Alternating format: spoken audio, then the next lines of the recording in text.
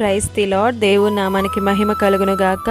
ఈరోజు దేవుని వాగ్దానము, తన్ను తాను హెచ్చించుకొను ప్రతి వాడును తగ్గింపబడును, తన్ను తాను తగ్గించుకొను వాడు హెచ్చింపబడునని చెప్పెను. లూకాసు వార్త 14వ అధ్యాయం 11వ వచనము. ఈ ఉదయకాలములో దేవుడు మనతోనే మాట్లాడుతున్న మాట. తన్ను తాను హెచ్చించుకొనువాడు ప్రతి వాడు తగ్గింపబడతాడు, తన్ను తాను తగ్గించుకునివాడు హెచ్చింపబడతాడు అని దేవుడే అంటున్నాడు.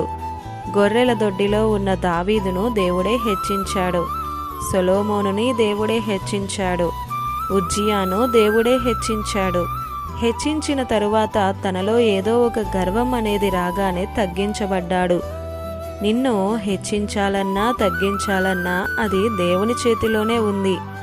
పరిసయ్యుడిని సుంకరిని పక్కన పెట్టి చూస్తే, నేను అంత మంచిగానే ఉంటున్నాను, ఇతరులకు అన్యాయము చేయడం లేదు, వారమునకు 2 మార్లు ఉపవాసము చేస్తున్నాను, నా సంపాదనలో 10వ వంతు దేవునికి ఇస్తున్నాను అని ఈ సుంకరి వలె నేను లేనందుకు వందనాలు అని దేవునితో అంటున్నాడు పరిసయ్యుడు.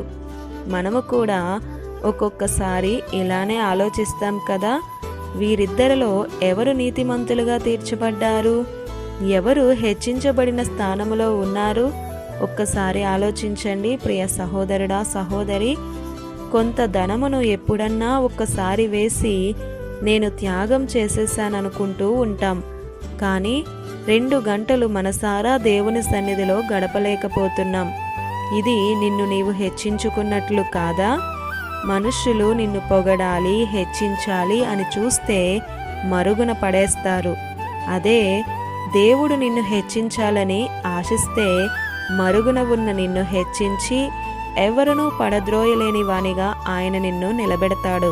సుంకరి వలె ఆకాశము వైపు కన్నులెత్తుటకైనను నేను యోగ్యుడను కాను అని, నేను పాపిని, నన్ను కరుణించు అని తగ్గించుకొని ప్రార్థన చేసి ఎన్ని రోజులయ్యిందో కదా. మనలను మనం తగ్గించుకొని ప్రార్థన చేస్తే ఆయన ద్వారానే హెచ్చింపబడతాం. ఇది నా వాగ్దానం మీ అందరి జీవితాలలో నెరవేరాలని కోరుతూ, దేవుని సువార్త పరిచర్యలో మీ సహోదరి Prasanna. God bless you. Amen.